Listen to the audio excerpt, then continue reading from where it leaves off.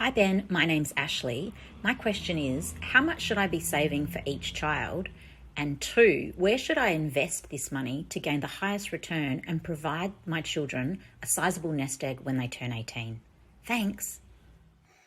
Hey, Ashlee, two great questions here, and I'll address each of them in turn. So, the first one, in terms of what is the right amount to be saving for your kids, the answer is really that it depends. But there are two tools that you can use that can help you figure out what the right amount is. Essentially, the right amount to save is the amount that will allow you to build in the investments to the level that you want in the time frame that you want. So the two tools that you can use to help you figure that out.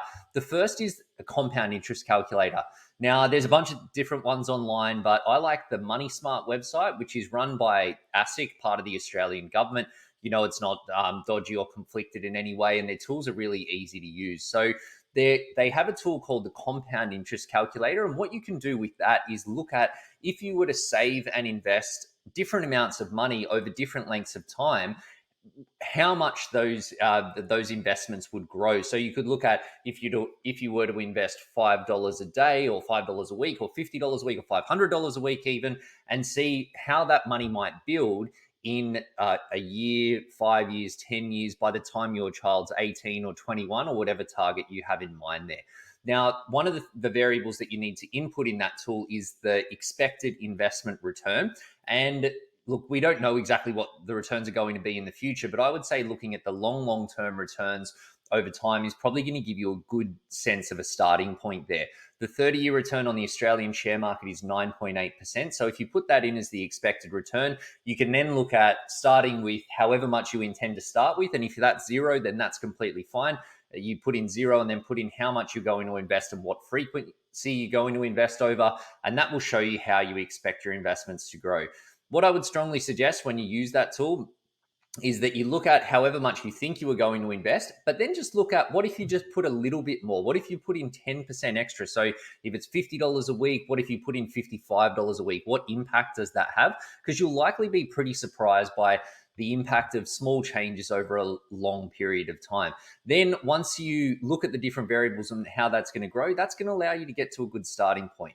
The other tool that you might want to use is a goal savings calculator. So that one is quite handy if you have a specific goal in mind for how much you'd like to save or give to your children at a certain point in time. So say your child has just been born and you want to give them $50,000 when they're 18, or $20,000 or $100,000, doesn't really matter what that number is.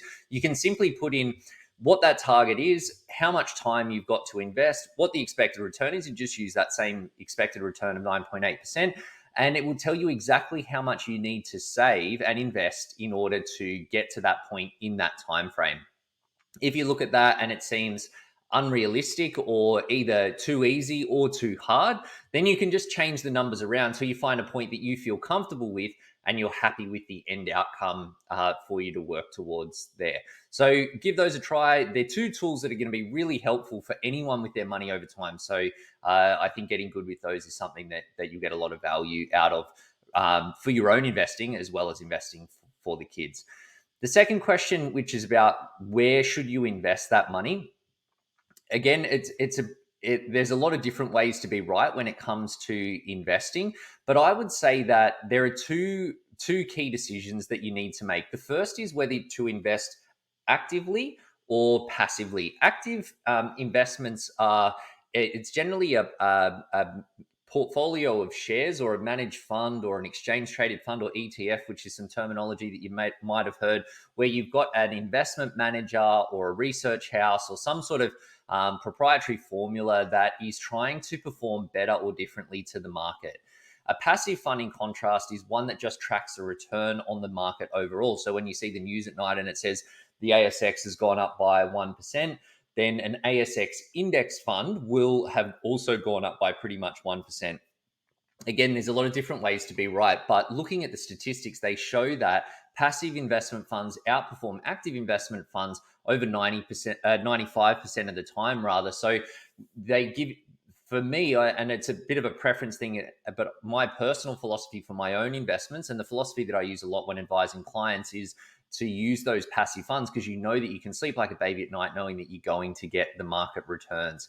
The second part is where you should be investing. Do you invest in direct shares like a ComSec account or E-Trade or Self Wealth or Perla or something like that?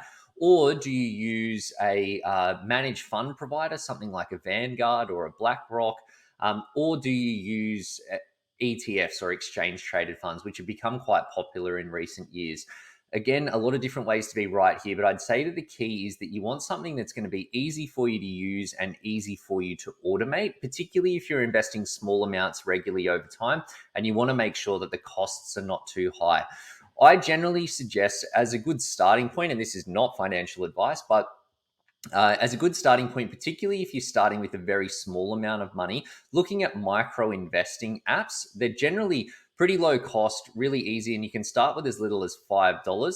The costs might be a little bit higher than some other options that are out there, but if you've only got a small amount to begin with, it's likely that you're probably going to be around the money. And then as the investments build, then you can start looking more strategically at like which accounts are ultimately going to be better over time. The key though is that something easy for you to get started with and easy for you to automate. And that's another reason why I think micro investing apps are great, because you can generally download an app, a few flicks of the thumb, you set up an account and you can automate your investments and you're away from there. Hope it helps, Ashlee.